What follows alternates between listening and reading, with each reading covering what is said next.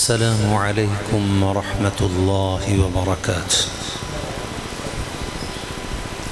إن الحمد لله نحمده ونستعينه ونستغفره ونعوذ بالله من شرور أنفسنا ومن سيئات أعمالنا. من يهده الله فلا مضل له ومن يضلل فلا هادي له. ونشهد أن لا إله إلا الله وحده لا شريك له. ونشهد أن محمدًا عبده ورسوله. فأعوذ بالله من الشيطان الرجيم. بسم الله الرحمن الرحيم. يا أيها الذين آمنوا اتقوا الله حق تقاته ولا تموتن إلا وأنتم مسلمون. يا أيها الناس اتقوا ربكم الذي خلقكم من نفس واحدة وخلق منها زوجها وبث منهما رجالا كثيرا ونساء. واتقوا الله الذي تساءلون به والأرحام إن الله كان عليكم رقيبا.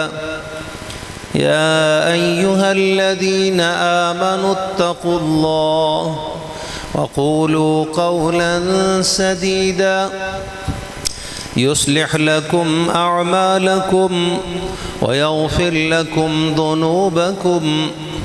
ومن يطع الله ورسوله فقد فاز فوزا عظيما. رب زدني علما. رب اشرح لي صدري ويسر لي أمري واحلل عقدة من لساني يفقه قولي.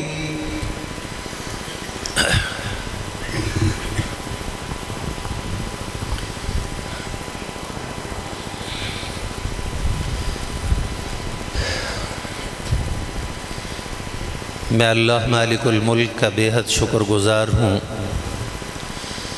جس مالک الملک نے اپنی رحمت سے مجھے اور آپ کو اپنے گھر اس مسجد میں جمع فرمایا ہے۔ یہ میرے مرحوم و مغفور بھائی، اللہ تعالی ان کی قبر پر کروڑیں رحمتیں نازل فرمائے۔ مولانا محمد شریف الہ آبادی یہ ان کا مسکن ہے، ان کا مرکز ہے۔ بڑی محبتوں سے انہوں نے اس کو استوار کیا، اس کا افتتاح کیا، اس میں بھی ہم شامل تھے۔ بڑی مدت کے بعد ان کی محبت کے غلبے کی وجہ سے اللہ نے مجھے ہمت طاقت دی، تو میں نے اس مرکز میں حاضری کی ہمت کی ہے۔ خطبہ جمعہ کے لیے حاضر ہوا ہوں۔ اللہ سے دعا ہے، درخواست ہے کہ چند کلمات خیر مجھے کہنے کی توفیق عطا فرما۔ اس کی توفیق کے بغیر اور اس کی رحمت کے بغیر کوئی کام نہیں ہو سکتا۔ اسی سے استدعا، درخواست اور دعا ہے کہ وہ اپنی رحمت سے ہمیں کچھ سننے اور سنانے کا موقع عطا فرما دے، اور اپنی رحمت سے میرے اور آپ کے دلوں کو منور اور روشن کر دے۔ جو دین کی باتیں ہم سنیں ان کو ہمارے قلوب و اذہان میں محفوظ کر دے، ہمارے عمل میں یعنی عملی طور پر بھی ہم ان کو کرنے والے ہو جائیں، اور ان باتوں کو یاد رکھ کر دوسروں تک پہنچانے کی ہمت اور سعی کرنے والے بھی بن جائیں۔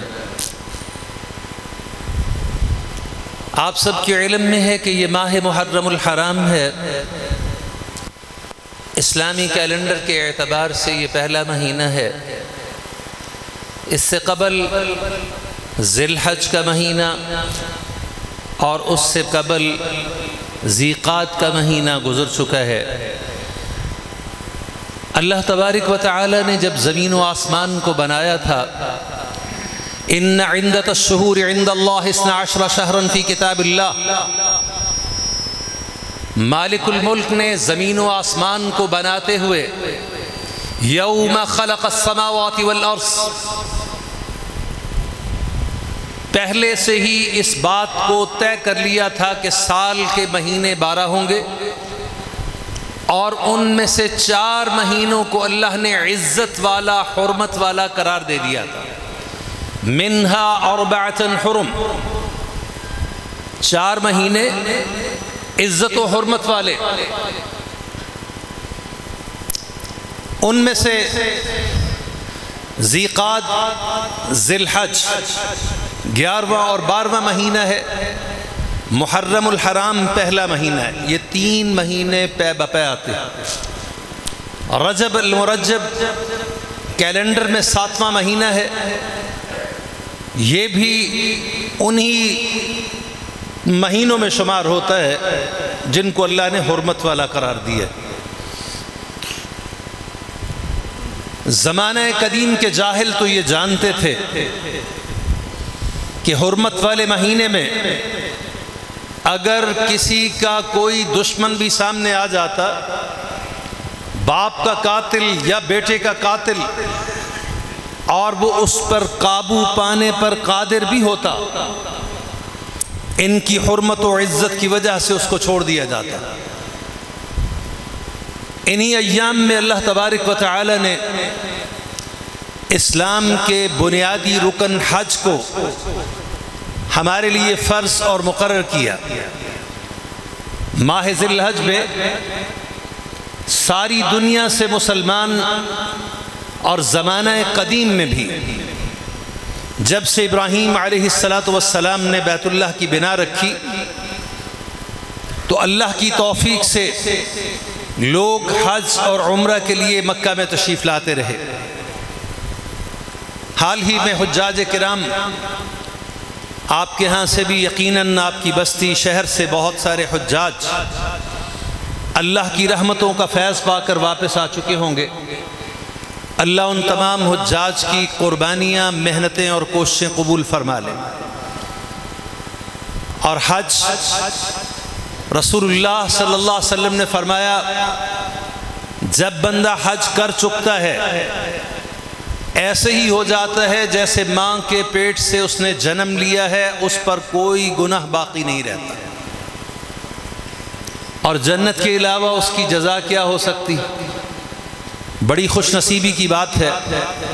فرمایا، صاحب استطاعت، جس کے پاس مال ہو، حج کے سفر کا کرایہ اس کے پاس موجود ہو، جان بوجھ کر دیگر کاموں میں وقت ضائع کرے اور ان پر مال صرف کرے، اللہ کا حکم حج اس کو وہ بجا نہیں لاتا، رسول اللہ نے فرمایا ہماری طرف سے وہ یہودی نصرانی ہو کر مر جائے، ہمیں اس کے ساتھ کوئی غرض و غایت نہیں۔ بہت سے لوگ ہیں کبھی بیٹوں کی شادی کا بہانہ بناتے ہیں، بیٹیوں کی شادی کا بہانہ بناتے ہیں، کبھی کاروبار کا بہانہ بناتے ہیں، کبھی کسی کام کا بہانہ بناتے ہیں۔ جیسے ہی مسلمان بالغ ہو جاتا ہے، حج بھی اس پر فرض ہو جاتا ہے۔ اولین فرصت میں حج کو کرنا چاہیے۔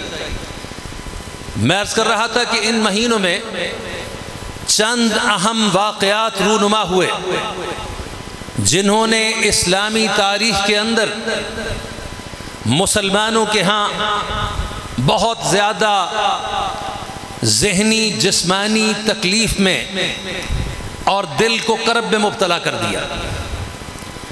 وہاں اس بات کا علم ہونا بھی ضروری ہے کہ اسلامی کیلنڈر قمری اعتبار سے اللہ نے مقرر فرما دیا ہے، چاند کی منزلیں اللہ نے مقرر کی، اور قرآن نے، اللہ تعالیٰ نے لوگوں کے سوالات کے جوابات جو وہ رسول اللہ صلی اللہ علیہ وسلم سے کیا کرتے تھے، یسألونک عن الأہلہ، اللہ کے رسول یہ چاند گھٹتا اور بڑھتا کیوں ہے؟ قُلْ هِيَ مَوَاقِيتُ لِلنَّاسِ وَالْحَجِّ، اللہ تعالی نے فرمایا یہ مواقیت یعنی مہینوں کا اندازہ اور باقی معاملات کا صحیح اندازہ کرنے کے لیے اللہ تبارک و تعالی نے چاند کی منزلیں مقرر کی۔ وہ ایک مہینے میں اپنی اس منزل کو مکمل کرتا ہے، پھر اگلا مہینہ شروع ہو جاتا ہے۔ وَالْقَمَرَ قَدَّرْنَاهُ مَنَازِلَ حَتَّى لِتَعْلَمُوا عَدَدَ السِّنِينَ وَالْحِسَابَ، چاند اپنی منزلیں لوگوں کے حسابات کو درست رکھنے کے لیے اللہ نے ایک جنتری، ایک کیلنڈر ہمیں فراہم کیا ہے۔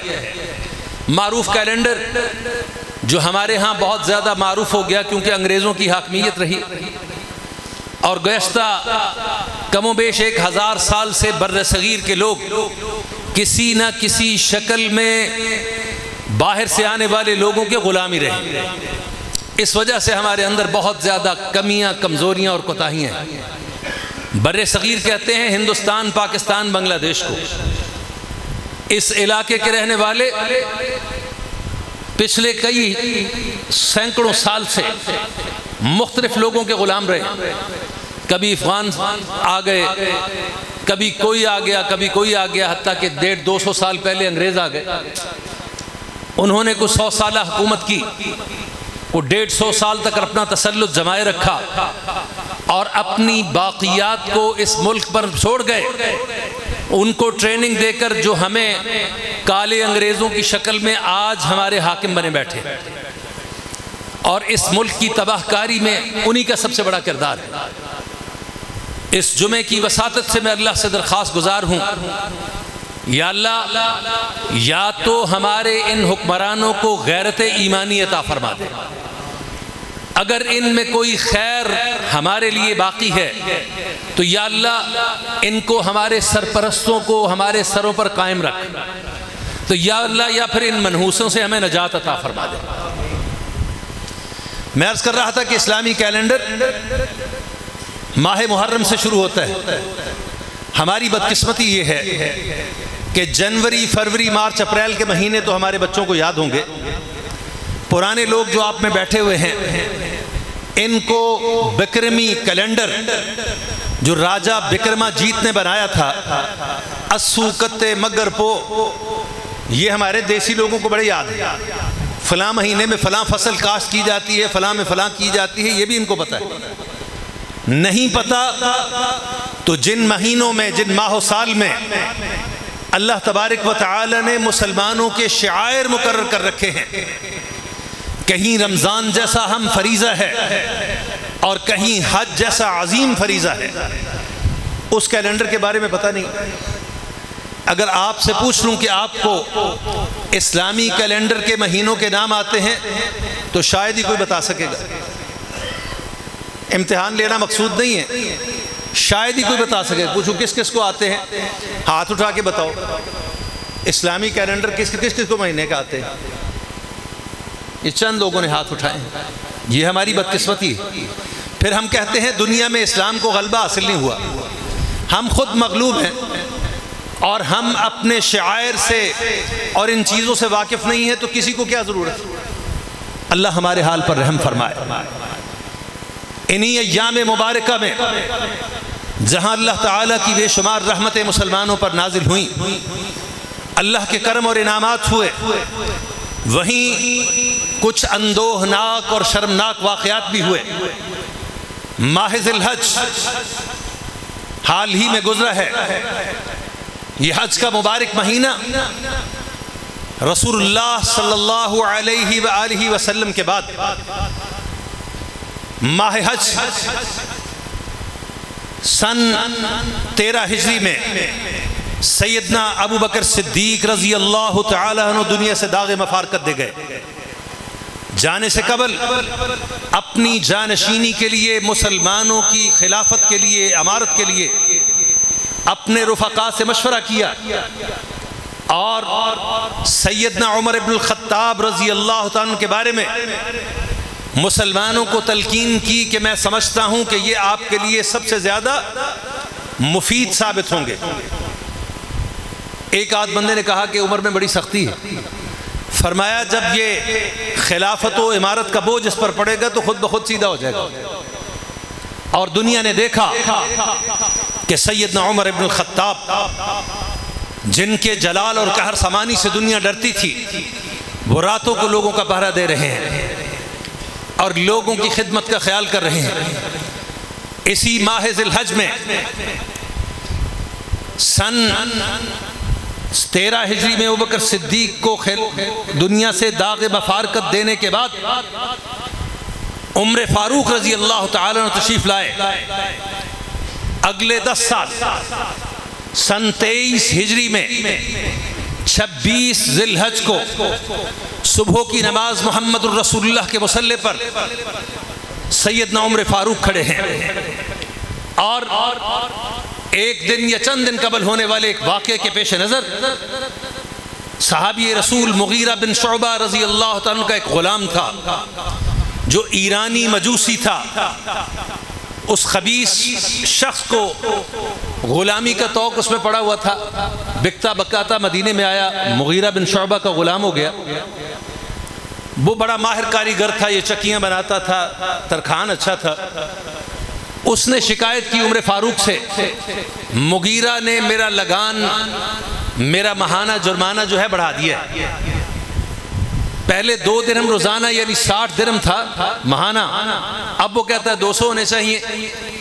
عمر فاروق نے رضی اللہ تعالی حضرت مغیرہ کو طلب کیا، دونوں کی بات سنی. مغیرہ کیا بات ہے؟ فرمایا یہ تو بڑا اچھا کام کرتا ہے، بڑا کماتا ہے، تو یہ مجھے اس کا جرمانہ، اس کا لگان ادا کرے، یہ میرا حق ہے. عمر فاروق نے کہا کہ چلو زیادہ نہیں، تم 100 درہم لے لیا کرو. پہلے 60 درہم ماہانہ تھے، اب تم 100 دے لیا کرو. اس بات کا رنج تھا یا پہلے سے اس کے دل میں عمر فاروق کے خلاف عداوت و دشمنی موجود.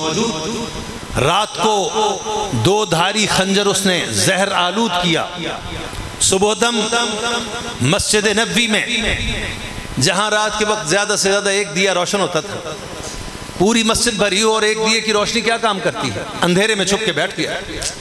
مصلی رسول پر خلیفۃ الرسول سیدنا عمر فاروق رضی اللہ تعالیٰ سن 23 ہجری میں صبح کی نماز ادا کرنے کے لیے کھڑے ہوئے، جماعت پڑھائی کرانے کے لیے کھڑے ہو گئے، اور وہ چھپ کے بیٹھا تھا. جیسے ہی جماعت شروع اس نے حملہ کر دیا. آپ کے جسم اطہر پر خنجر کے 6 زخم آئے، پسلیوں میں زخم، ناف کے نیچے ایک بڑا زخم، اور آپ ان زخموں کی تاب نہ لاتے ہوئے گر گئے. پیچھے کھڑے صحابہ کو کچھ نہ کچھ اندازہ ہو گیا. اس ظالم نے بھاگنے کی کوشش کی، راستے میں مزاحم لوگوں نے پکڑنے کی کوشش کی. اس نے 13 لوگوں کو یا اس سے زائد کو زخمی کیا. ایک صحابی نے کمبل پھینک کر اس کو پکڑنا چاہا، خنجر اس کے پاس تھا. یہ زخمی بعد میں شہادت سے سرفراز ہو گئے کیونکہ زہر آلود خنجر تھا. اور اس ظالم نے وہ خنجر اپنے پیٹ میں گھونپ کر خود ہی خودکشی کر لی، اور وہیں مدینے کے کسی وضافات میں اس کو دفن کر دیا گیا. لیکن افتاد زمانہ دیکھیے، اس کا نام تھا ابو لؤلؤ فیروز، مجوسی تھا، ایرانی تھا. آج ایران کے رہنے والے جو مسلمان ہونے کے دعوے دار ہیں، باقاعدہ اس کا بہت بڑا مزار جس کے اوپر لکھا ہوا بابا شجاع، ابو لؤلؤ فیروز عرف بابا شجاع، کہ بہت بہادر، جس نے ایک بہت بڑے شخص کو قتل کیا. چونکہ وہ ان کو اپنا دشمن مانتے ہیں. آپ کو علم ہے انہی ایام میں ہمارے اہل تشیع حضرات نام لے کر صحابہ کرام پر سب و شتم کرتے ہیں، گالیاں بکتے ہیں، بکواسیات کرتے ہیں، اور اس سے گریزہ نہیں ہے. تو دفاع کی صحابہ کرنا ہمارا بھی فریضہ ہے. رسول اللہ علیہ السلام کے پاکیزہ ساتھیوں کے بارے میں جو چاہتا ہے بد کلامی کرتا ہے تو اس کا نتیجہ بھی اسی کو بھگتنا ہے. لوگ کہتے ہیں کہ آپ فلاں کو کافر کہتے ہیں. یاد رکھو، ہم کسی کو کافر نہیں بناتے.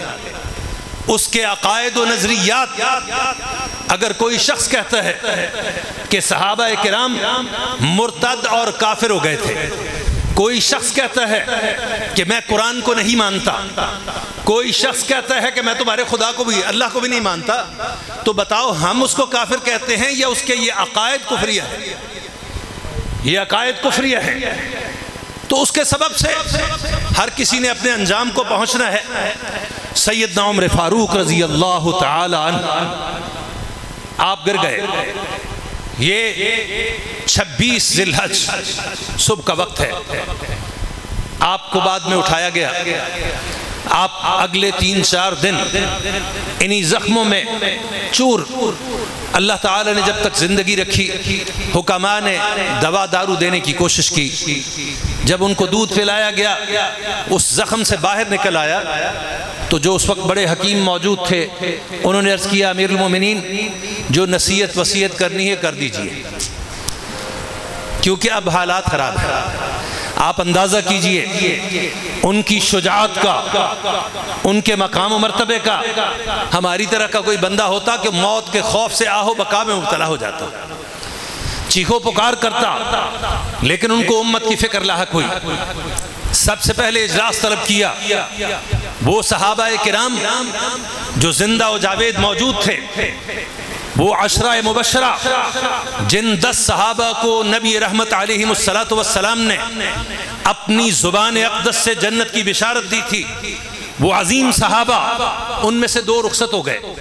ایک عمر فاروق خود تھے، 7 بقیہ 7 رہ گئے، ان میں سے ایک آپ کے بہنوئی تھے، ان کو بھی الگ کر دیا۔ 6 لوگ ان صحابہ میں سے جو 10 مبشرہ ہیں ان کی ایک کمیٹی بنا دی، اور ان کو یہ کام سونپا گیا کہ آپ امت میں سے جس کو مناسب سمجھیں مسلمانوں کی خلافت کا بار اس کے سر پر لا دیں۔ انہی کی مشاورت کے بعد سیدنا عثمان غنی رضی اللہ تعالیٰ عنہ پر خلافت کا بار ڈالا گیا۔ آج لوگ کہتے ہیں کہ جناب حضرت علی رضی اللہ تعالیٰ عنہ یہ ان کا حق تھا، ابو بکر نے حق چھین لیا، عمر فاروق نے، عثمان غنی نے چھین لیا۔ اس کو بہانہ بنا کر اور ان کو اپنا مقتدا اور امام مان کر ان کے بارے میں نہ جانے کیا کیا بدزبانی کرتے ہیں۔ انہی دوستوں کی کتابوں میں سیدنا علی المرتضی رضی اللہ تعالی عنہ جو آپ کے اصحاب مبارک کی پیروی کر کے اور ان کے ساتھ بطور وزیر مشیر رہ کے، انہی کی کتابوں میں یہ تمام اقوال موجود کہ سیدنا علی المرتضی رضی اللہ تعالی نے ان تمام کو اپنا افضل ساتھی اور صحابی مانا اور ان کو اپنا امام مانا، جن کو نبی رحمت نے اپنے مصلی کی امامت عطا فرمائی، انہی کے پیچھے نمازیں ادا کی، انہی کے ساتھ انہی کی سیادت و قیادت میں ان کی وزیری اور مشیری قبول کی اور انہی کے ساتھ زندگی بسر کی۔ یہاں تک کہ بات کو لمبا نہ کروں کہ جب شہادت حسین رضی اللہ تعالیٰ عنہ کا تذکرہ آئے گا، آپ ہماری نہیں انہی دوستوں کی کتابوں میں سے دیکھ لیجئے کہ جہاں وہ اصحاب رسول جو حضرت حسین کے ساتھ اس خانوادے کے ساتھ شامل تھے، یہ کوئی 150 کے لگ بھگ قافلہ تھا جس میں سے 72 شہداء ہوئے، شہداء کربلا، ان کی فہرست دیکھ لیجئے، ہماری نہیں انہی دوستوں کی کتابیں دیکھیے، ان میں اپنی جان کی قربانی اور نذرانہ پیش کرنے والا حضرت حسین کی حفاظت کی خاطر حضرت علی المرتضی کا بیٹا ابو بکر، اور دوسرا جس نے شہادت سے سربلندی حاصل کی اس کا نام عمر فاروق، اور تیسرا جس نے شہادت کی سربلندی حاصل کی اس کا نام عثمان غنی۔ ابو بکر، عمر، عثمان، سیدنا علی رضی اللہ تعالیٰ عنہ کے دیگر بیویوں میں سے جو بیٹے تھے وہ بھی حضرت حسین پر قربان ہوئے۔ یہاں تک بات ختم نہیں ہے، حضرت حسن کی اولاد جو اپنے چچا حسین پر قربان ہوئی، بیٹے کا نام ابو بکر، قربانی پیش کی، بیٹے کا نام عمر، قربانی پیش کی، بیٹے کا نام عثمان، قربانی پیش کی، اور یہاں تک بس نہیں، خود سیدنا حسین کے بیٹے ابو بکر، عمر اور عثمان جنہوں نے اپنے باپ پر قربانیاں پیش کی، یہ آج نام بدل بدل کر رکھے ہوئے ہیں. پوچھنے والے پوچھتے ہیں اگر ابو بکر سے، عمر سے، عثمان سے نفرت تھی اور ان کے ساتھ تمہارے ائمہ محبت نہیں رکھتے تھے تو اپنے بچوں کے نام ان کے نام پر کیوں رکھے ہیں؟ انہی کے ناموں پر کیوں رکھے؟ بندہ کبھی دشمن کے نام پر بھی نام رکھتا ہے. اللہ تعالی ہمارے حال پر رحم فرمائے. باتوں سے کسی بات کو گہنا دینا یہ کوئی بڑی بات نہیں. دنیا میں بڑے بڑے لوگ آئے اور چلے گئے. اللہ ہمارے حال پر رحم فرمائے. میں عرض کر رہا تھا عمر فاروق رضی اللہ تعالیٰ عنہ، وہ جلیل القدر صحابی جن کے بارے میں قرآن میں اللہ تعالیٰ نے وہ آیات نازل کی جو ان کے مشورے سے، کہ جس بات کا مشورہ عمر فاروق نے دیا اللہ نے اس کو قرآن بنا کر نازل فرما دیا. کتنی ہی آیات قرآن میں جو عمر فاروق کے مشورے کے عین مطابق اللہ تعالیٰ نے بھی نازل فرما دی. اتنی بڑی سعادت. اور اللہ تعالیٰ نے دین برحق محمد الرسول اللہ صلی اللہ علیہ وسلم. تو ٹائم کی ہو گیا 1 بج گیا. تسی خطبہ سننا ہے ٹائم دیکھنا ہے. ہاں ساڑی بڑی بدقسمتی ہے. کھیل تماشیں ساڑا بڑا دل لگتا ہے. شادی بیاہ دے کھانے دے بیٹھے 3 گھنٹے ضائع کر لیں گے. بارات نہیں آئی اور اگر مسجد میں خدا رسول کی بات سننے کے لیے بیٹھ گئے تو کئی لوگوں کو میں نے دیکھا ہے کبھی سر کو کھجلائیں گے، کبھی بغلوں کو کھجلائیں گے، کبھی ٹائم کو دیکھیں گے. اللہ تعالی ہمارے حال پر رحم فرمائے. اللہ تو ہمارے حال پر رحم فرما. میں عرض کر رہا تھا کہ عمر فاروق رضی اللہ تعالیٰ عنہ اور صحابہ کرام رضوان اللہ علیہم اجمعین جن کی شان میں اللہ نے قرآن نازل کیا اور اللہ نے نبی رحمت علیہ السلام کو ارشاد فرمایا هو الذي ارسل رسوله بالهدى ودين الحق ليظهره على الدين كله وكفى بالله شهيدا. میرے پیارے محبوب یہ دین حق جو ہم نے آپ کو عطا کیا ہے اس کو تمام باطل ادیان پر ہم غالب کر کے چھوڑیں گے. دنیا بھر کے لوگ جو مرضی کہیں محمد الرسول اللہ نام لیا رسول کا. والذین معه اشداء علی الکفار، تیرے ساتھی تیرے ہم نوا. محمد الرسول اللہ کے ساتھی کون تھے؟ محمد الرسول اللہ کے ساتھی کون تھے جن کی تعریف اللہ قرآن میں کر رہا ہے؟ بعد میں آئے تھے. نبی صلی اللہ علیہ وسلم کی زندگی میں ہی تھے کہ بعد میں آئے تھے؟ محمد الرسول اللہ والذین معه اشداء علی الکفار رحماء بینہم، یہ کفار کے مقابلے میں سخت اور آپس میں نرم خو. یہ تیرے ساتھیوں کی خوبیاں اللہ قرآن میں بیان کر رہا ہے. تراہم رکعا سجدا یبتغون فضلا من اللہ ورضوانا، جب کبھی کوئی دیکھتا ہے کبھی رکوع میں ہیں کبھی سجدے میں ہیں، اللہ کی بندگی بجا لا رہے ہیں. سیماہم فی وجوہہم من اثر السجود، اور سجدوں کے اثر سے ان کے ماتھوں پر نشان پڑے ہوئے. سیماہم فی وجوہہم من اثر السجود. یہ جدید زمانہ ہے، مسجدوں میں قالین آ گئے. وہ جو خوش بختی کی علامت تھی وہ صحابہ کے نقش قدم پر چلتے ہوئے کسی کے ماتھے پر محراب کا نشان پڑتا تھا. آج کل تو اس سے بھی محروم ہو گئے. یہ اور بات ہے کہ ہمارے اہل تشیع دوستوں نے اس کا حل نکال لیا. وہ کربلا سے مٹی لاتے ہیں یا کہیں اور سے لاتے ہیں، اس کی ایک ٹکیا بنا کر جیب میں رکھتے ہیں، سجدے میں جاتے ہوئے سامنے رکھتے ہیں، اس کے اوپر ماتھا ٹیکتے ہیں اور اس کے اوپر ماتھا ٹیکنے کی وجہ سے نشان بھی پڑ جاتا ہے. عامت المسلمین ہمارے دیگر سنی بھائی، ہمارا یہ حال ہے کہ مسجدوں میں قالین لگ گئے، ان باتوں کو بھول گئے. وہ صحابہ کرام جو زمین پر سجدے کرنے والے اور زیادہ سے زیادہ کھجور کے پتے اور دیگر مسجد کے صحن میں بچھڑے ہوئے، انہی پر نمازیں پڑھنے والے، اللہ ان کا قرآن میں ذکر کر رہا. سیماہم فی وجوہہم من اثر السجود ذالک مثلہم فی التوراۃ ومثلہم فی الانجیل. اللہ کہتا ہے اتنی بات نہیں کہ میں ان کی تعریف یہاں کر رہا ہوں. میرے پیارے محبوب محمد، میں نے انجیل میں تورات میں بھی تیرے ساتھیوں کی تعریفات کے پل باندھ دیے تھے. وہاں بھی میں نے تیرے ساتھیوں کی تعریف کی. تیرے ساتھیوں کی نشانیاں تو وہاں بھی لکھی تھی. اسی لیے تو بیت المقدس کی فتح پر لمبا واقعہ ہے، آپ نے سنا ہوگا. سیدنا عمر بن الخطاب کو انہوں نے اس وقت عیسائی مسجد اقصی بیت المقدس پر قابض تھے. مسلمانوں کو فتوحات کا اللہ تعالیٰ نے جب غلغلہ بلند کیا اور ان کو فتوحات عطا فرمائیں تو انہوں نے فلسطین کا، شام کا جب محاصرہ کر لیا اور بیت المقدس کے عیسائیوں کو سمجھ آئی کہ ان کا مقابلہ بہت سخت ہو گیا، انہوں نے پرانی کتابوں میں نشانیاں پڑی ہوئی تھی کہ ایک شخص آئے گا، وہ بادشاہ جو اس بیت المقدس کو فتح کرے گا اس کے اندر یہ نشانیاں موجود ہوں گی. انہوں نے مطالبہ کیا کہ آپ اپنے بادشاہ کو بلائیں.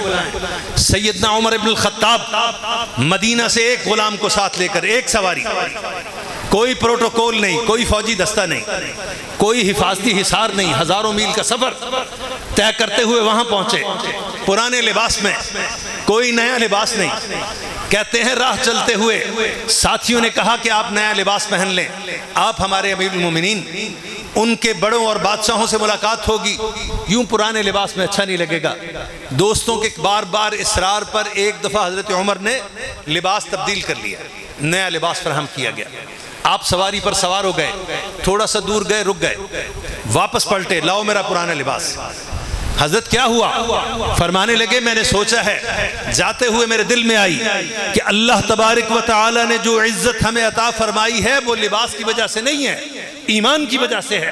میں پرانا لباس پہنوں گا. اس میں بھی اللہ کی حکمت تھی. وہ لباس جس پہ جگہ جگہ پر پیوند لگے ہوئے، چمڑے کے پیوند بھی موجود. اور جب بیت المقدس کے پاس گئے، عیسائیوں نے جو نشانیاں پرانی کتابوں میں پڑھی تھیں اس میں لکھا ہوا تھا کہ اس بادشاہ کے کپڑوں پر اتنے پیوند ہوں گے اور چمڑے کا پیوند بھی ہوگا. نشانی دیکھ کر سرنگوں ہوئے. وہ صحابہ کرام جن کی نشانی اللہ نے قرآن میں بیان کر دی اور جن کی فضیلتیں اللہ نے انجیل اور تورات میں بیان کی. آج کوئی کہتا ہے یہ ہو گیا وہ ہو گیا. اس عمر فاروق کے ہاتھوں اللہ تعالی نے بیت المقدس فتح کیا، بغیر کسی ہیرو حجت کے وہ چابیاں انہوں نے عطا کر دی، اور اللہ تعالی نے یوں مسلمانوں کو عظیم فتح سے ہمکنار کیا. وہ عمر فاروق دنیا سے رخصت ہو گئے. عثمان غنی تشریف لے آئے. سن 35 ہجری میں مسلمانوں کے درمیان میں کچھ افتراق ہوا. ایسے لوگ پیدا ہو گئے جن کے اندر باغیانہ روش تھی. لمبا قصہ ہے، سارا اس مختصر خطبے میں بیان نہیں ہو سکتا. وہ باغی حج کے ایام میں مدینہ میں جمع ہوئے. وہ عثمان غنی رضی اللہ تعالی عنہ جن کے بارے میں رسول اقدس صلی اللہ علیہ وسلم نے مسجد نبوی کے ممبر پر بیٹھ کر ایک ہی وقت میں 8 مرتبہ جنت کی بشارت دی. جب سیدنا عثمان غنی رضی اللہ تعالی عنہ، یوں تو اللہ کے رسول نے کئی مرتبہ ان کو جنت کی بشارت دی تھی، عشرہ مبشرہ میں موجود، اصحاب بدر میں شامل کیا، گرچہ بدر کی جنگ میں شامل نہیں ہو سکے. کیوں؟ کہ آپ کی بیٹی سیدہ رقیہ رضی اللہ تعالی عنہ، رسول اللہ کی بیٹی، آپ کے عقد میں تھی حضرت عثمان کے، وہ بیمار تھی، رسول اللہ کی خدمت میں حاضر ہوئے. میدان بدر پہلا مارکہ ہے، سن 2 ہجری ہے. اللہ کے رسول آپ کے ساتھ جانے کو دل چاہتا ہے. آپ کی بیٹی گھر میں بیمار پڑی ہیں، میرے لیے کیا حکم ہے؟ اس کی تیمارداری یا آپ کے ساتھ جانا؟ مجھے اجازت مرحمت کی جائے. اللہ نے جبریل کو آسمان سے بھیجا، کہا عثمان کو اپنی بیٹی کی عیادت کی اجازت دے دیجئے اور عثمان کو بدری صحابہ میں شامل فرما لیجئے. رسول اللہ واپس لوٹے. میدان بدر سے اللہ تعالیٰ نے سعادتوں سے سرفراز کیا اور جو مال غنیمت ہاتھ آیا باقاعدہ ایک حصہ رکھا. پوچھنے والوں نے پوچھا اللہ کے رسول یہ کس کا حصہ ہے؟ فرمایا اللہ نے عثمان کو بدری صحابہ میں شمار کیا، یہ اس کا حصہ ہے. وہ عثمان ذو النورین بدری صحابہ میں سرفرازی عطا فرمائی گئی. وہ رسول اللہ کی ایک بیٹی دنیا سے فوت ہوئی تو اللہ کے رسول نے اپنی دوسری بیٹی اس کی عقد میں دے دی، ام کلثوم رضی اللہ تعالی عنہ. اور جب وہ دنیا سے رخصت ہو گئیں فرمایا کاش میری 40 بیٹیاں ہوتی. عثمان اگر تیرے پاس اللہ کی تقدیر غالب آتی، وہ فوت ہو جاتی تو دوسری دیتا، دوسری فوت ہوتی تیسری دیتا، چوتھی دیتا، تاکہ میں 40 دیتا عثمان کو. اس جلیل القدر صحابی رضی اللہ تعالیٰ عنہ جن کے بارے میں رسول اللہ صلی اللہ علیہ وسلم نے جب کبھی موقع ملا، ایک موقع آیا مہاجرین و انصار مدینہ میں جمع ہو گئے. پتہ چلا مدینہ میں میٹھے پانی کا کنواں کم ہی دستیاب ہے. ایک یہودی کی ملکیت. حکم ہوا بیر روما جو مسجد نبوی سے کم از کم 6-7 کلومیٹر دور ہے غالباً، اور اللہ نے مجھے سعادت بخشی ہے اس کا پانی پینے کی، اس باغ کی چند کھجوریں کھانے کی. اللہ آپ کو بھی دیدار نصیب فرمائے. اللہ تعالیٰ نے عثمان کا وقف آج بھی قائم کیا ہوا. اس یہودی کے قبضے میں تھا اور وہ فروخت کرتا تھا پانی. مشہور واقعہ ہے، سیدنا عثمان غنی رضی اللہ تعالیٰ نے اس کو ایک بڑی رقم کی پیشکش کی کہ مجھے فروخت کر دو. وہ تیار نہیں تھا، کہتا میرا کاروبار ہے. آپ نے کہا ایسا کرو آدھا حصہ مجھے فروخت کر دو، ایک دن تمہارا ایک دن میرا. اس بات پر راضی ہو گیا، بڑی قیمت لے لی. حضرت عثمان نے پیش کر دی اور وہ کنواں ایک دن جو حضرت عثمان کے حصے میں تھا مسلمانوں کے لیے عام کر دیا، جس کا جو دل چاہے پانی بھرتا رہے. وہ اگلے دن کا حصہ بھی اپنا سٹاک کر لیتے تھے. اب یہودی کا پانی بکنا بند ہوا تو اس نے منت کی بقیہ حصہ بھی خرید لو. بقیہ رقم بھی پوری ادا کی. یہ نہیں کہا کہ تم پھنس گئے، رقم ادا کی اور سارے کا سارا کنواں اللہ کے راستے میں وقف کر دیا. وہ عثمان مسجد نبی کا صحن کم پڑ گیا، صحابہ کی تعداد بڑھ گئی. رسول اللہ صلی اللہ علیہ وسلم نے نظر دوڑائی، فرمایا کون ہمت کرے گا یہ بقیہ حصہ شامل کر کے مسجد کو بڑا کیا جائے. عثمان غنی نے ساری مسجد کا حصہ وہ زمین خرید کر پیش کر کہ جنت کی بشارت پائی. جنگ تبوک کے موقع پر رسول اللہ نے فرمایا کفار و مشرکین یہود و نصارہ تبوک کے مقام پر جمع ہو رہے ہیں، اب ہمیں ہمت دکھانی ہے. اللہ کے رسول نے اپنے ساتھیوں کا 30,000 کا لشکر جرار تیار کیا، ساتھ میں سامان کچھ نہیں. اور ان زمانوں میں قحط کا ایک دور پڑا ہوا، حالات خراب تھے اس سے پہلے. اب مسلمانوں کے پاس مال اموال نہیں، جنگی ساز و سامان نہیں. فرمایا کون ہے جو ان کے لیے 100 اونٹ اللہ کے راستے میں قربان کرے، جنت کی بشارت دیتا ہوں. سیدنا عثمان کھڑے ہوئے، دوسرے 100 اونٹ سیدنا عثمان کھڑے ہوئے. چون کرتے کرتے کہیں لکھا ہے 800 اونٹ اور بعض روایات میں ہے 1000 اونٹ اور 100 گھوڑے حضرت عثمان غنی نے اسی مجلس میں اللہ کے راستے میں پیش کر دیا. اور رسول اللہ نے فرمایا قطن یا عثمان، قطن یا عثمان، بس کر دو عثمان، بس کر دو عثمان. آج کے بعد تجھ سے کوئی غلطی بھی ہو تو اللہ اس کا مواخذہ نہیں کرے گا. اور ایک ہی جگہ بیٹھ کر سیدنا عثمان کو 8 مرتبہ جنت کی بشارت دی. عثمان فی الجنہ، عثمان فی الجنہ، عثمان فی الجنہ، عثمان فی الجنہ، عثمان فی الجنہ، عثمان فی الجنہ، عثمان فی الجنہ، عثمان فی الجنہ. 8 مرتبہ رسول اللہ نے جنت کی بشارت دی. اتنا بڑا عظیم صحابی اور وہ شخص جس کے بارے میں جب سن 6 ہجری میں رسول اللہ صلی اللہ علیہ وآلہ وسلم مدینہ سے مکہ کی اداسی غالب آئی، حج و عمرہ کی نیت سے روانہ ہوئے. 1400 صحابہ ساتھ ہیں. کئی جنگیں کفار و مشرکین سے لڑ چکے، میدان بدر کا مارکہ، میدان احد، جنگ خندق، یہ ساری گزر چکیں. لیکن رسول اللہ کے دل میں بیت اللہ کی چاہت و محبت اور صحابہ کے دل میں کہ اللہ کے رسول کا گھر، اللہ کا گھر دیکھنے کے لیے جانا ہے. تیار ہو کر نکلے. اس ارادے سے حدیبیہ کے مقام پر روک دیے گئے. کفار و مشرکین کو پتہ چلا، کہنے لگے آگے نہیں آنے دیں گے وگرنہ آپ کے ساتھ ہماری جنگ ہو جائے گی. رسول اللہ نے حضرت عثمان کو سفیر بنا کر بھیجا، عثمان جاؤ، مکے والوں پر تیرے بڑے احسانات.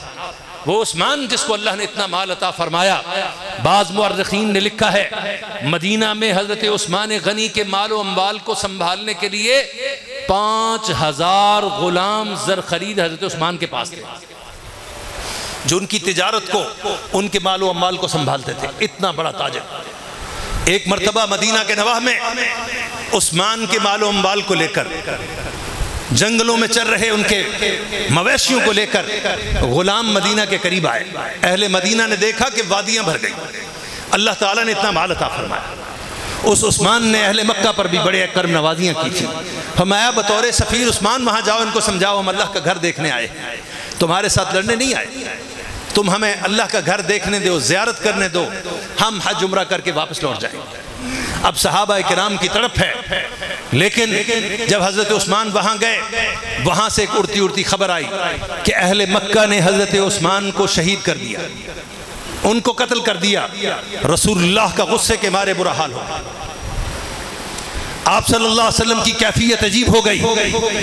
رسول اطہر علیہ السلام آپ نے صحابہ کو طلب کیا, فرمایا اگر میرے عثمان کے ساتھ جو واقعہ پیش آ چکا, آج تم سب میرے ہاتھ پر ہاتھ رکھ کر بیعت کرو, جس کو ہم بیعت رضوان کہتے ہیں, جو اس درخت کے نیچے جو حدیبیہ میں ایک درخت موجود تھا, رسول اللہ بیٹھ گئے, صحابہ نے آپ کے ہاتھ پر ہاتھ رکھ کر موت کی بیعت کی, فرمایا ہم یا مر جائیں گے یا مار دیں گے آج محل مکہ کو. انہوں نے میرے عثمان پر ہاتھ اٹھایا. یہ نوبت آ گئی.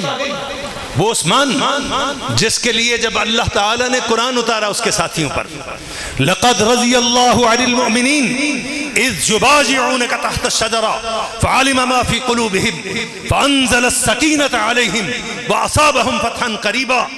اللہ تعالیٰ نے قرآن میں کہا یہ جو 1400 صحابہ, عمر فاروق, ابو بکر صدیق, علی رضی اللہ تعالیٰ, دیگر تمام صحابہ جو اس میں موجود, فرمایا ان صحابہ نے تیرے ہاتھ پر بیعت کی ہے, میں اللہ ان کے دلوں کو دیکھ رہا ہوں, ذرا برابر ان میں کھوٹ نہیں ہے.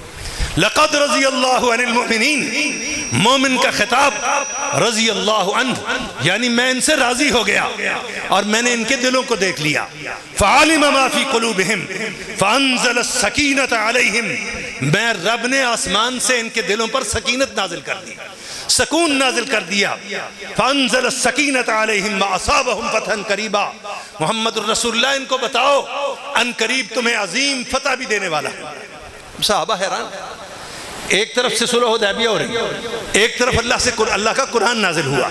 آج کوئی اٹھتا ہے تو کہتا ہے وہ مومن تھے بھی کہ نہیں, ان کے ایمان کے بارے میں بتاؤ. یہ کون لوگ تھے جنہوں نے ہاتھ پر بیعت کی, جن پر اللہ نے قرآن نازل کر دیا؟ اللہ ہمیں سمجھ عطا فرما. یہ سیدنا عثمان غنی رضی اللہ تعالیٰ کی بیعت ہوئی. بتاؤ جب وہ خارجی و ذہن لوگ, وہ خوارج جن کے بارے میں رسول اللہ نے فرمایا تھا جہنم کے کتے ہیں, اور وہ دین سے اس طرح نکل جائیں گے, اسلام سے, جیسے مکھن سے بال نکل جاتا ہے. فرمایا تم ان کی نمازیں دیکھو گے, شتر رہ جاؤ گے, حیران رہ جاؤ گے کہ اتنی کامل نماز, ان کے روزے, ان کے دینی امور تمہیں کمال حیرت میں ڈالیں گے, لیکن وہ ظالم دین سے نکل جائیں گے. وہ خبیث جس کا نام عبد الرحمن ابن ملجم تھا, اور جو میرے سیدنا علی المرتضیٰ رضی اللہ تعالیٰ کی شہادت میں ملوث تھا, جس کے بارے میں نبی اطہر علیہ السلام آپ نے پہلے سے پیشین گوئی کر دی تھی. ایک بات جان لو, سمجھ لو, یہ جو عظیم اور جلیل قدر صحابہ کرام شہادت سے سرفراز ہوئے, تو رسول اللہ نے زندگی میں ان کی شہادت کی پیشین گوئیاں کر دی تھی. میدان احد میں جبل احد پر کھڑے ہوئے, جبل احد ہلا, رسول اللہ کے ساتھ ابو بکر صدیق ہیں, عمر فاروق ہیں, عثمان غنی ہیں. آپ نے فرمایا احد تھم جاؤ, تجھے نہیں پتا تیرے اوپر ایک نبی ہے, ایک صدیق ہے اور 2 شہید ہیں. عمر فاروق کو اور عثمان غنی کو شہادت کی خبر دے دی. سیدنا علی المرتضیٰ کے بارے میں فرما دیا, فرمایا میرے علی کو جو شخص اس کے قتل میں ملوث ہوگا, اس کی شہادت میں, وہ میری امت کا بدترین شخص ہوگا. اور یہ بھی یاد رکھنا, میں انہی دوستوں کی کتابوں سے حوالے دوں گا, کہ انہی دوستوں کی کتابوں کا حوالہ, کہ وہ عبد الرحمن ابن ملجم حضرت علی کا ساتھی شیعہ تھا, ان کا ساتھی تھا, بعد میں نافرمان ہو گیا. سیدنا علی المرتضیٰ نے اس کو اپنی جماعت سے نکال دیا, علیحدہ کر دیا کہ تمہاری شدت پسندی حد سے بڑی ہوئی. تمام شدت پسندوں کو, تمام باغیوں کو الگ کر دیا, ان کو خارجی قرار دے دیا, اور ان کے خلاف سیدنا علی المرتضیٰ نے جب ان کو خلافت ملی تھی باقاعدہ جنگ بھی کی. یہ خبیث بچ گیا تھا, اس نے آخر کار سیدنا علی المرتضیٰ پر حملہ کیا, اور وہ بھی صبح کی نماز کے لیے تشریف لا رہے تھے. پیچھے سے آیا, سر پہ وار کیا, سر پہ تلوار کا بال اوچھا پڑا, اور زخموں کی تاب نہ لاتے ہوئے سیدنا علی المرتضیٰ بھی اللہ کے پاس چلے گئے. تو میں عرض کر رہا تھا کہ ان کی شہادت کی خبریں, یہاں تک کہ ایک روایت میں کہ سیدنا حسین کو گود میں رکھا ہوا, آپ زاروں کے تار رو رہے ہیں, آنے والے آئے, دیکھا اللہ کے رسول رو رہے ہیں. اللہ کے رسول آپ کی آنکھوں میں آنسو. فرمایا جبریل نے خبر دی کہ میری امت کے کچھ لوگ میرے اس بیٹے کو شہید کر دیں گے, اور مجھے وہ سرخ مٹی بھی دکھائی گئی جہاں میرے بیٹے کو شہید کر دیا جائے. کیا ایسا وقت آئے؟ یہ خبریں پہلے سے رسول اللہ صلی اللہ علیہ وسلم نے امت کو دے دی ہوئی تھی. وہ کون کون اپنا منہ سیاہ کرنے والا تھا وہ تو بعد کی بات ہے, کہ ان کاموں میں ملوث کون ہوگا, اور ان سے بڑا بد کردار و بدکماش ہو کون سکتا ہے. ان سے بڑا جہنمی اور کون سکتا ہے جو ان کاموں میں ملوث تھے؟ سیدنا عثمان غنی رضی اللہ تعالیٰ سن 35 ہجری باغیوں کا گروہ جمع ہو گیا مدینہ میں. دیکھو 8 ذی الحج کو اہل علم کو پتا ہے اور جنہوں نے حج کیا ان کو بھی پتا ہے. مکہ سے منا کی طرف حاجی روانہ ہوتے ہیں 8 ذی الحج کو. 8 ذی الحج کا دن منا میں گزارتے ہیں. 9 ذی الحج کو خطبہ جمعہ پڑھا جاتا ہے. 10 ذی الحج کو پوری دنیا میں عید الاضحیٰ ادا کی جاتی ہے اور میدان منا میں قربانیاں حاجی اللہ کے راستے میں پیش کرتے ہیں اور پھر طواف افاضہ کرتے ہیں. 11 اور 12 کو وہاں قیام کرتے ہیں. یعنی یہ سارے حج کے ایام ہیں. عثمان غنی کسی وجہ سے حج پر تشریف نہیں لے جا سکے اور مدینے کی اکثریت مسلمانوں کی نوجوانوں کی اکثریت میدان جہاد میں ہے اور مدینے میں کل 700 لوگ ہیں جن میں علی المرتضیٰ بھی ہیں, سیدنا حسن و حسین بھی ہیں. اس سال حج کے لیے نہیں جا سکے اس لیے کہ مدینے کے گرد و نواح میں خوارج جمع ہو رہے تھے, باغی جمع ہو رہے تھے. علی المرتضیٰ کو فکر ہے, اصحاب رسول جو مدینہ میں ہیں ان کو فکر ہے.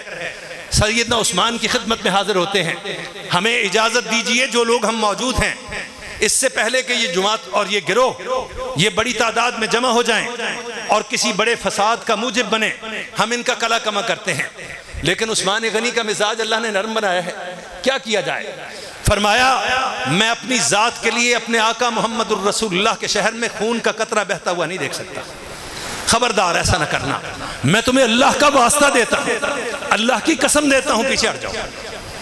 علی المرتضیٰ رضی اللہ تعالیٰ آج کہتے ہو کہ وہ عثمان غنی کا دشمن تھا یا عثمان اس کا دشمن تھا؟ میں پہلے عرض کر چکا ہوں کوئی دشمنوں کے نام پر بھی اپنے بچوں کے نام رکھتا ہے؟ ذرا ہوش کے ناخن لو. اور کیا علی المرتضیٰ رضی اللہ تعالیٰ عنہ نے اپنے بیٹے سیدنا حسن اور حسین کو یہ ڈیوٹی نہیں سونپی تھی کہ جاؤ تم پہرہ دو گے عثمان غنی کے دروازے پر؟ گرچہ وہ پسند نہیں کرتے کہ میرے لیے کوئی اس طرح کا کام کیا جائے, لیکن کہیں کوئی ظالم ان پر حملہ نہ کر دے. دیکھو کیا انجام ہوتا ہے. وہ پہرہ دینے کے لیے کسی وجہ سے کسی کام آخر بندہ تھک جاتا ہے, وہ کہیں باہر واپس تشریف لائے, اسی دوران خارجیوں کا داؤ چڑھ گیا. عثمان غنی کے گھر میں داخل ہوئے, ان پر حملہ آور ہوئے. ان کی بیوی سیدہ نائلہ رضی اللہ تعالیٰ, اس وقت ان کی بیوی تھی سیدہ نائلہ, تلوار مارے نے ماری. آپ قرآن پڑھ رہے تھے, قرآن کی ان آیات پر خون گرا. فَسَيَكْفِيكَهُمُ اللَّهُ وَهُوَ السَّمِيعُ الْعَلِيمُ. وہ ساری باتوں سے باخبر اللہ. 2 انگلیاں کٹ گئیں. پھر انہوں نے حملہ کیا, دیگر لوگوں نے حضرت عثمان کو شہید کر دیا. آپ کا خون آلود کرتا اور وہ انگلیاں سیدہ نائلہ کی لے کر ایک مسلمان شام میں پہنچا. امیر معاویہ جو جن کو بنو امیہ کو گالیاں دیتے ہو, وہ چونکہ حضرت عثمان کے رشتہ دار تھے. اور یہ بھی یاد رکھو صرف ایک بیٹی بنو ہاشم سیدہ فاطمہ رضی اللہ عنہ حضرت علی کو دی, 3 بیٹیاں بنو امیہ کو دی. رسول اللہ کی بنو امیہ سے محبت اور پیار تو دیکھو. کہانیاں غلط ملت کر کے لوگوں کو بہکاتے ہو, اس کے پیچھے اصل اسباب کیا ہیں اس کے لیے تو کئی جمعے چاہیے, وہ تو لمبی بات ہے. آج مختصر بات عرض کروں گا کہ حضرت عثمان کو جب شہید کیا تو یہ خون آلود کرتا شام پہنچا, بیت المقدس پہنچا. سیدنا امیر معاویہ جب مسجد میں خطبہ جمعہ کے بعد مسلمانوں کے سامنے وہ خون آلود کرتا سیدنا عثمان کا, وہ انگلیاں جو کٹی سیدہ نائلہ کی دکھائی گئیں تو مسلمانوں کی تو چیخیں اور دھاڑیں نکل گئیں. ان کو بتایا عثمان کے ساتھ تو یہ واقعہ ہو گیا. امیر المومنین سیدنا علی المرتضیٰ رضی اللہ تعالیٰ, حضرت علی کے ہاتھ پر مسلمانوں نے خلافت کی بیعت کر لی. امیر معاویہ ان باغیوں کی سرکوبی کے لیے پورا ایک جیش اور لشکر لے کر مدینہ کی طرف روانہ ہوئے, جنہوں نے حضرت عثمان کی شہادت میں جو ملوث پائے گئے تھے. اور ان ظالموں نے حضرت علی سے جب تمام مسلمانوں نے بیعت لے لی تو انہوں نے بھی چھپ کر بیعت کر لی, یہ بھی جماعت میں چھپ گئے. اور ایک لمبی کہانی ہے. حضرت علی رضی اللہ تعالیٰ اور اس مناقشے میں مسلمانوں کے درمیان میں جنگ ہو گئی. اور حضرت علی اپنی سیاست و تدبر سے اس معاملے کو حل کرنا چاہتے تھے. امیر معاویہ پرجوش تھے اور وہ کہتے تھے کہ فوراً ان لوگوں کے ساتھ ان کی سرکوبی چاہیے. اس کے نتیجے میں خوارج نے جب دیکھا کہ یہ تو ہمارے لیے مصیبت بن جائے گا تو انہوں نے ایسے شوشے دونوں طرف لشکروں میں چھوڑے جس کے نتیجے میں جنگ ہوئی. بہت سے مسلمان اللہ کے راستے میں شہید ہو گئے. یہ ایک الگ بات ہے. جب حضرت امیر معاویہ کے ساتھیوں کے بارے میں سیدنا علی المرتضیٰ کے ایک ساتھی نے ان کے بارے میں نازیبہ کلمہ کہا، فرمایا خبردار ایسی بات مت کہنا ہے، یہ بھی مسلمان تم بھی مسلمان. یہ مسلمانوں کے درمیان میں یہ ایک مناقشت ہو گئی. آخر کار حضرت معاویہ سے صلح ہو گئی، وہ شام واپس چلے گئے. بعد کے واقعات میں سیدنا علی المرتضیٰ 4.5 سال انہوں نے حکومت کی. وہ جب دنیا سے رخصت ہو گئے، میں نے بتایا کہ اس کو بھی خارجی شیعہ عبد الرحمن ابن ملجم نے قتل کیا. سیدنا حسن کے ہاتھ پر بیعت، ان کو امیر المومنین مان لیا گیا. وہ مناقشت ابھی چلی جا رہی ہے. جو لوگ خوارج میں اس جماعت میں شامل ہو چکے اور حضرت امیر معاویہ ان کے قتل کے در پہ ہیں، یہ مناقشت چلی رہی ہے. 6 مہینے حضرت حسن نے حالات کا جائزہ لیا، سیدنا حسن رضی اللہ تعالیٰ عنہ، اور جب انہوں نے حالات کو سمجھ لیا کہ مسلمانوں میں یہ لوگ موجود ہیں جن کے سبب سے جو ہمارے شیعہ ہونے کا دعویٰ تو کرتے ہیں لیکن ان کی وجہ سے بعض مسائل پیدا ہو رہے ہیں، تو انہوں نے حضرت امیر معاویہ سے صلح کا ارادہ کیا. ایک شیعہ اٹھا انہی کی کتابوں میں، اس نے حضرت حسن پر چاقوں سے حملہ کر دیا. اللہ تعالیٰ نے اس کا وار اوچھا پڑا، انہوں نے بچانے کی کوشش کی، آپ کی ران ٹانگ پر زخم آیا. بہرحال لوگوں نے پکڑ لیا، جیسے تیسے جان چھوٹی، آپ زخمی ہو گئے. کچھ دن زخموں کی مرہم پٹی ہوتی رہی. جیسے ہی ٹھیک ہوئے آپ نے امیر معاویہ کو خط لکھا کہ میں مسلمانوں کے یہ دو گروہ بن گئے ہیں، میں ان کی صلح چاہتا ہوں.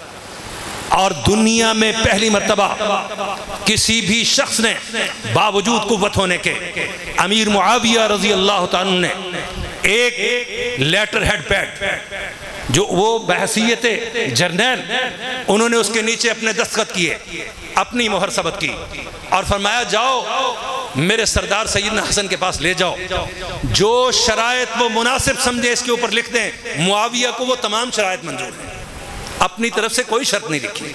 یہ تمہاری کتابوں میں موجود ہے، ہم اپنی پاس نہیں کہتے، ہماری کتابوں میں تو ہے ہی ہے. تمہاری کتابوں میں موجود ہے کہ وہ بلینک لیٹر ہیڈ پیڈ، اس کے اوپر دستخط مہر لگا کر تمہیں بھیج دی کہ جاؤ سیدنا حسن سے کہو جو شرط لکھتے ہو مجھے منظور ہے. انہوں نے جو مناسب سمجھا لکھا، لمبی بات ہے.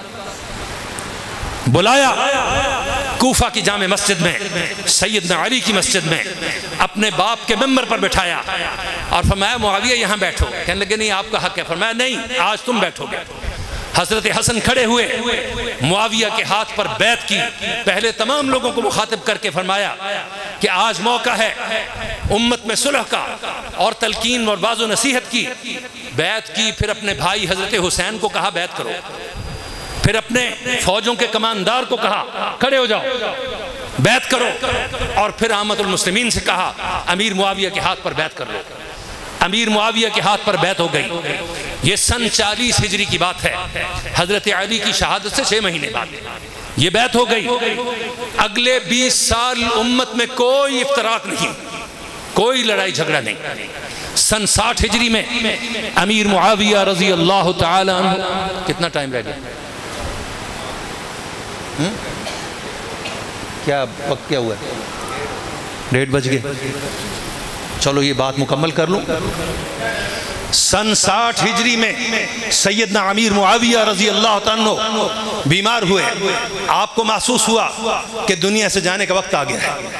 آپ نے اپنے ساتھیوں سے، اور اس وقت دار الخلافہ بیت المقدس میں تھا، سیدنا علی نے کوفے میں، مدینہ سے لے کر کوفے میں چلے گئے تھے. امیر معاویہ نے چونکہ اسلام کی فتوحات بھی بہت ہو چکی تھی، اس کو مرکز بنایا، بیت المقدس کو، جو دمشق کو، شام کا شہر دمشق، وہاں موجود. بیماری میں محسوس کیا کہ اب حالات پھر مسلمانوں میں افتراق ہوگا. اپنے ساتھیوں سے مشورہ کیا اور مشورے کے بعد اپنے بیٹے یزید کو منتخب کیا. دیکھو حضرت حسن و حسین سے صلح ہو چکی تھی، لیکن وہ لوگ جو پہلے سے ذہنی طور پر اس سارے مسئلے کے خلاف تھے، وہ انہی ایام میں حضرت حسین کے کان بھی بھرتے رہے تھے، وہ بھی ان کو اکساتے رہے تھے۔ یزید کے بارے میں بہت کہانیاں، ایسا تھا ویسا تھا، زانی تھا، بدکار تھا، شرابی تھا، اسلام کو خطرہ تھا۔ حضرت حسین کو یہ کوفہ کے شیعہ بہلانے میں کامیاب ہو گئے۔ ان کا خیال یہ تھا کہ آپ یہاں تشریف لائیں، ہم اور اہل علاقہ سارے آپ کے ساتھ مل کر یزید کے خلاف، اور اس کی حکومت وہ صحیح حقدار نہیں ہے، وہ اہل علم نہیں ہے، اس کو ہٹا دیں گے اور پھر ساری قلمرو میں آپ کی حکومت ہوگی۔ وہ اس کو صحیح سمجھتے تھے۔ میں سمجھتا ہوں میرے حسین رضی اللہ تعالیٰ عنہ سے سیاسی غلطی ہو گئی۔ آپ جب مکہ میں مدینہ میں تھے، آپ اندازہ کیجئے کہ 4 مہینے 5 مہینے بعد رجب کے مہینے میں 22 رجب کو سیدنا امیر معاویہ رضی اللہ تعالیٰ عنہ سن 60 ہجری میں وفات پا گئے، اور رجب کے بعد شعبان، رمضان، شوال، ذیقعدہ، ذی الحج، 5 مہینے، ان 5 مہینوں میں امت کے تمام لوگوں نے بیعت کر لی سوائے چند لوگوں کی، اہل کوفہ کے علاقے۔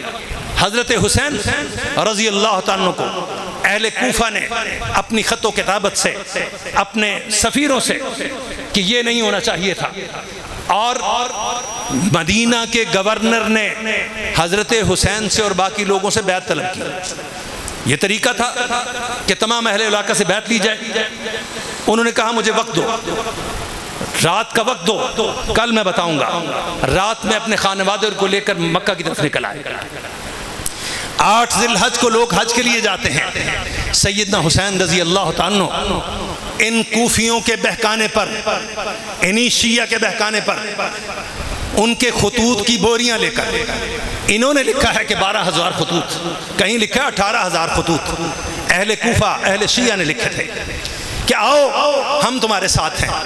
آپ نے چچا کے بیٹے مسلم کو پہلے بھیجا، جاؤ کوفہ کے حالات دیکھو۔ اس نے وہاں جا کے دیکھا، لکھا ہے 80,000 لوگوں نے بیعت کر لی مسلم بن عقیل کے ہاتھ پر حضرت حسین کے لیے، اور انہوں نے کہا کہ حسین جلدی آ جاؤ، یہاں تو کام تیار ہو چکا ہے اور بہتر ہے آ کر زمام کار سنبھال لو۔ یہیں سے حضرت حسین سے سیاسی غلطی ہوئی۔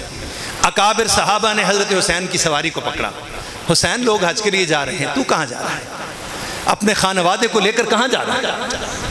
آپ کوئی جنگ کی کیفیت میں نہیں تھے تو خانوادے کو لے کر کوفہ جا رہے تھے۔ فرمایا اکابر صحابہ نے، سب کا تذکرہ ممکن نہیں، وقت بالکل ختم ہو چکا، کہ حضرت حسین نہ جاؤ۔ دیکھو حسین تیرے باپ علی سے انہوں نے وفا نہیں کی، عبد الرحمن ابن ملجم شیعہ تھا اور اسی ظالم نے ان کو قتل کیا۔ دیکھو تیرے بھائی حسن سے انہوں نے وفا نہیں کی، اسی نے شیعہ نے ان کے زخم لگائے تھے۔ حسین یہ تجھ سے وفا نہیں کریں گے، کوفی لا یوفی۔ اور میں کل ڈاکٹر جواد نقوی کا ایک کلپ سن رہا تھا، انہوں نے بھی فرمایا، کہنے لگے شیعہ میں کمزوری تو ہو سکتی ہے، یہ تو ہو سکتی ہے، لیکن اہل بیت کی محبت تو معجزن ہے۔ انہوں نے کمزوری کا اعتراف کیا۔ میں نے ان کے کئی کلپ سنے ہیں، یہ شیعہ کے بہت بڑے عالم ہیں ڈاکٹر جواد نقوی، تو انہوں نے کہا کہ ایک کمزوری تو ہے اہل تشیع میں، یہ بزدلی تو ہے، لیکن اہل بیت کی محبت تو بے شمار ہے۔ نتیجہ کیا نکلا؟ حضرت حسین اپنے خانوادے کے ساتھ جب کوفہ کی طرف جا رہے تھے، وہاں کے لوگوں کی شورشوں کی اطلاعات دارالخلافہ میں پہنچ رہی۔ وہاں جو گورنر موجود تھے وہ اہل کوفہ کو سمجھانے کے لیے ناکافی تھے، تو ابن زیاد نامی ایک ظالم شخص کو گورنر بنا کے بھیجا کہ اہل کوفہ کو سمجھاؤ۔ یہ ابن زیاد حضرت حسین سے پہلے پہنچ گیا، کوفہ میں پہنچا، مسلم بن عقیل وہاں تھے۔ اہل کوفہ جب پرانے لوگ سفر کرتے تھے تو اپنی پگڑی کا ڈھاٹا باندھ دیتے تھے، منہ بھی لپیٹ لیتے تھے، گرد و غبار راستے کا۔ جب کوفہ میں داخل ہوا، لوگوں نے استقبال کیا کہ ابن رسول اللہ تشریف لے آئے، انہوں نے سمجھا حضرت حسین آ گئے۔ 18 لوگ اس کے ساتھ ہیں۔ پہلے گورنر کو معذور، جب گورنر ہاؤس کے سامنے پہنچا، پیچھے پلٹ کے دیکھا، مسلم بن عقیل اور باقی لوگ موجود ہیں، اور مسلم بن عقیل کتابوں میں لکھا ہے کہ 32,000 لوگ جمع ہو چکے۔ اس نے جب اپنے چہرے سے ڈھاٹا ہٹایا تو پتہ چلا یہ تو ابن زیاد ہے، بڑا ظالم شخص ہے۔ تو مسلم بن عقیل نے پیچھے پلٹ کے دیکھا تو 32,000 میں سے 3200 رہ گئے، اتنے وفادار ہیں۔ مارے ڈر کے بھاگ گئے، وہ پھر کھڑے رہے، کہتے ہیں پیچھے پلٹ کے دیکھا تو 3200 میں سے 32 رہ گئے، اور وہ وقت آیا کہ 32 بھی بھاگ گئے۔ جب اس نے کہا کہ اپنی جان کی خیر چاہتے ہو تو یہاں سے بھاگ نکلو، نہیں تو میں تمہارے پرخچے اڑا دوں۔ چند ساتھی اس کے ساتھ ہیں، یہ 32,000 لوگ ہیں، وہ 18 ہیں، اور بیعت کی ہوئی مسلم بن عقیل کے ہاتھ پر مسلم کو چھوڑ دیا اور بھاگ گئے۔ مسلم اپنی جان بچانے کے لیے کوفے کی گلیوں میں سر شام بھاگے پھر رہے ہیں، قاتلوں سے بچنے کے لیے۔ ایک جگہ پہ ٹھوکر لگی، گر گئے، منہ سے خون کا فوارہ نکلا، دانت ٹوٹ گئے۔ سامنے کے دروازے پہ دستخط، لوگوں نے دروازے بند کر لیے ڈر کے مارے، اور دروازہ ان کے لیے کوئی نہیں کھولتا۔ ایک بڑھیا نے دروازہ کھولا، ان کو لے کر اندر چلی گئی، دیکھا مسلم بن عقیل ہیں، پانی سے منہ دھلایا، بیٹا سو رہا تھا، آنکھ کھلی، کہتا کون ہے؟ کہنے لگی چپ کر کے تم سو جاؤ، تمہارا کام نہیں ہے۔ اس نے کھٹ پٹ سنی، اٹھ کے آیا، دیکھا کہ مسلم بن عقیل ہیں۔ اب ڈر کا تو یہ عالم ہے۔ ماں نے کہا خدا کا خوف کرو، کل تک تم لوگوں نے ان کے ہاتھوں پہ بیعت کی سیدنا حسین کے لیے، اور آج بے وفائی پر تل گئے۔ کہنے لگے نہیں، ہمارے تو بھاگ جاگ اٹھے۔ وعلامہ احسان کہنے لگے بھاگ جاگ اٹھے ہیں، ہمارے گھر میں مسلم بن عقیل آ گئے، اور رسول اللہ صلی اللہ علیہ وسلم کے عزیز آ گئے ہیں۔ کہنے لگے آدھی رات کو وضو کیا، ماں نے پوچھا کیا کرتے ہو؟ کہنے لگا تہجد کی نماز پڑھتا ہوں۔ وضو کر لینے کے بعد باہر نکل گئے، ماں نے کہا کہاں جاتے ہو؟ کہنے لگا دل کرتا ہے شکرانے کے نفل جا کے مسجد میں ادا کروں کہ ہمارے گھر مسلم نے پناہ لی۔ اور نکلا اور سیدھا زیاد کے پاس چلا گیا، اس کو خبر دی کہ شکار کو گھر میں پھانس کے آ گیا ہوں۔ سپاہی آئے، پکڑ کر لے گئے، گورنر ہاؤس کی عمارت پر قتل کر دیا گیا تاکہ لوگوں پر دہشت بٹھائی جائے۔ یہ خبر حضرت حسین کو جب آپ مکہ سے روانہ ہو کر کوفہ کے قریب پہنچ گئے، یہ خبر وہاں ملی کہ مسلم کو قتل کر دیا گیا، اور اس سے پہلے مسلم بن عقیل نے کسی کی منت کر کے بھیجا، جاؤ حسین کو کہو آگے نہ آنا۔ حالات خراب ہو گئے۔ کوفیوں نے، جن کی داستان یہ ہے، یہ شیعہ کوفی جو ہیں، انہوں نے نہ تمہارے بھائی سے وفا کی، نہ تمہارے باپ سے کی، آج تم سے بھی بے وفائی کر گئے، آگے مت آنا۔ لیکن یہ خبر جب پہنچی حضرت حسین تک تو آپ کوفہ کے نزدیک پہنچ چکے تھے، اور وہاں اسلامی فوجوں کی جو کماندان تھے عمر بن سعد اپنے دستے کے ساتھ موجود تھا۔ یہ سعد ابن ابی وقاص کا بیٹا ہے جو فاتح ایران ہیں، جن کے رسول اللہ صلی اللہ علیہ وسلم نے جنت کی بشارتیں دی ہیں، ان کا بیٹا عمر بن سعد۔ اس نے کہا حسین کہاں جاتے ہو؟ کہنے لگے کوفہ۔ اس نے کہا کہ دیکھو یہ کام نہ کرو، نہیں تو معاملہ تو خراب ہو جائے گا، لوگ تو بیعت کر چکے یزید کی، اب آپ یہ معاملہ کریں گے تو خراب ہو جائے گا، اہل کوفہ تجھ سے وفا نہیں کریں گے۔ تب تک مسلم کی خبر بھی پہنچ گئی، آپ نے پیچھے پلٹ جانا چاہا، مسلم کے بھائی بیٹھ گئے، کہنے لگے نہیں، ہمارا بھائی قتل ہو گیا ہے تمہاری خاطر، اب تم پیچھے پلٹتے ہو، ہم تو بھائی کا بدلہ لیں گے۔ سیدنا حسین مجبور ہو گئے، آگے بڑھنے پر مجبور۔ آگے عمر بن سعد ہے، اس نے کہا یہ نہیں ہو سکتا، حالات دیکھے۔ حضرت حسین نے جانا، 3 شرطیں اس کے سامنے پیش کی، مجھے واپس پلٹ جانے دو، میں مکہ و مدینہ واپس جانا چاہتا ہوں۔ اس نے کہا اب یہ نہیں ہو سکتا۔ کہنے لگے پھر مجھے اسلام کی سرحدوں پہ جانے دو۔ کس کی سرحدوں پہ؟ اسلام کی آبیاری کے لیے، وہاں میں اپنی جان دے دوں گا، اپنے قبیلوں کو وہاں لے جاتا ہوں۔ کہنے لگا یہ نہیں ہو سکتا۔ کہنے لگے پھر تیسری شرط یہ ہے کہ مجھے دمشق میں یزید کے پاس جانے دو، معاویہ بھی ہمارے چچا لگتے ہیں، میں یزید کے ساتھ خود ہی معاملہ طے کر لوں گا، سارے معاملات میں خود تصفیہ کر لوں گا۔ اس نے یہ منظور کر لی، اور آج آپ تاریخ اٹھا کر دیکھیں، کتابیں اٹھا کے دیکھیں، گوگل پر سرچ کر لیں کہ حضرت حسین نے جو قافلہ لے کر کوفہ کے قریب پہنچے، مسیبہ یا سیبہ اس بستی کا نام ہے، اس مقام کا، وہاں سے کوفہ بالکل نزدیک ہے، وہاں سے آپ پلٹے ہیں اور وہاں سے 88 میل دور کربلا کے مقام پر پہنچ گئے۔ اہل کوفہ جن کے بارے میں آگاہ کیا عمر بن سعد نے کہ کل تک تمہارے ساتھ ہے، دیکھو یہ ہمارے ساتھ مل گئے، یہ تو یزید کی فوجوں میں شامل ہو گئے۔ ان کو خطوط دکھائے حضرت حسین نے کہ تم میں فلاں سردار موجود ہے، فلاں موجود، فلاں موجود، فلاں موجود، یہ خطوط تم نے لکھے تھے۔ یہ سارے دغاباز کہنے لگے غلطی ہو گئی تھی، لیکن ان کو فکر لاحق ہوئی کہ حضرت حسین اگر دمشق پہنچ گئے اور وہاں یہ خطوط کا بھنڈارہ کھل گیا تو ہماری تو کھال کھینچ دی جائے گی کہ یہ ساری کارستانی تو تمہاری ہے۔ انہی باغیوں نے، یہ عمر بن سعد اور باقی کوئی تو ایسے نام ہیں، انہی باغیوں نے حضرت حسین کو گھیرا ڈالا اور انہوں نے ہی حضرت حسین اور خانوادہ حسین کو کربلا کے میدان میں قتل کیا۔ لمبی کہانیاں چھوڑتے ہیں، فلاں تاریخ کو پہنچے، پانی بند ہو گیا، ظہر کے قریب 11 بجے کے قریب پہنچے ہیں میدان کربلا میں، ظہر کے وقت جنگ شروع ہوئی ہے، تھوڑے سے تو لوگ تھے اور ان کے خیموں کو جلا دیا گیا اور ان خطوط کو جلا دیا گیا تاکہ کوئی نشانی باقی نہ رہے۔ سیدنا زین العابدین رضی اللہ تعالی عنہ، سیدنا حسین کے فرزند ارجمند، یہ نوجوان ہیں، لوگ کہتے ہیں بیمار کربلا، معلوم ہوتا ہے کوئی وہ چھوٹا سا بچہ تھا، حالانکہ وہ بچوں کے باپ تھے، بیمار ضرور تھے، اللہ تعالیٰ نے بچانا تھا، بچا لیا، یہ تو اس کی رحمت ہے، اس کا فضل۔